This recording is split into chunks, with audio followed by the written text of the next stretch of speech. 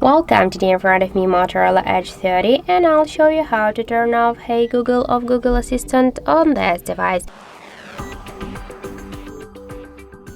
So when I say OK Google or Hey Google, we can see that this feature is turned on, and if you want to turn it off, we should click here to Google application. After that, tap on the right upper corner and go to the settings. After that, tap to the voice section and click to the voice match. Now just to turn off Hey Google feature, we should click only once on the switcher and confirm our actions by click to OK.